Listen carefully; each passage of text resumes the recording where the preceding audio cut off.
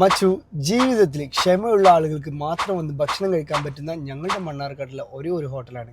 ആളുകൾ കളിയാക്കിയിട്ട് ക്ഷമ എന്നൊക്കെ ഈ ഹോട്ടലിനെ വിളിക്കട്ടോ. രാവിലെ 6 മണി സ്റ്റാർട്ട് ചെയ്യുന്ന ഈ ഹോട്ടലിൽ ഉച്ചഭക്ഷണം മാത്രമേ ഇവിടെ ഉണ്ടാവാറുള്ളൂ. മണ്ണാർക്കാട് നൗഷാദിക്ക് നടത്തുന്ന ഈ ഹോട്ടലിനെ കുറിച്ചിട്ട് ഞാനൊരു കഥ പറയാം. ഏകദേശം ഉച്ച വന്നതോടുകൂടി ഒരുപാട് ആളുകൾ നൗഷാദിഖാൻ്റെ കടയിൽ വന്നു തുടങ്ങും കേട്ടോ. ഏത് വലിയ ആൾ വന്നു കഴിഞ്ഞാലും ചെറിയ ആൾ വന്നു കഴിഞ്ഞാലും ആദ്യം വന്ന ആളുകൾക്ക് മുൻഗണനയും പരിഗണനയും നൽകിയിട്ട് ഭക്ഷണം കൊടുക്കുക. ആ ഭക്ഷണം കൊടുക്കുന്ന രീതിയാണ് ഇവിടെ പ്രത്യേകത. ഓരോന്നായിട്ടാണ് മൂപ്പര് കൊണ്ടുവന്ന് കൊടുക്കുക.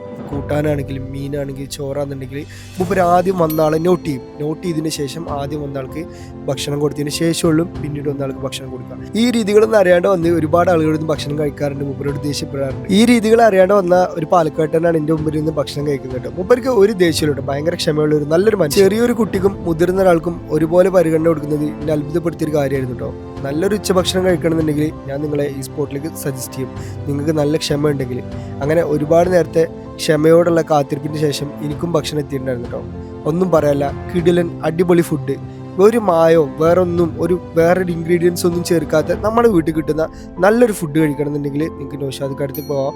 ഇത് നമ്മുടെ കോടതിപ്പടി ഇറക്കത്തിലാണ് ഈ ഷോപ്പ് വരുന്നത്. മുപ്പൻ്റെ ചെറിയൊരു ഷോപ്പാണ്, ബോർഡൊന്നുമില്ല. ചോദിച്ചു കഴിഞ്ഞാൽ ആളുകൾ പറഞ്ഞുതരും. ഇതാണ് മുപ്പൻ്റെ ലൊക്കേഷൻ വരുന്നത്.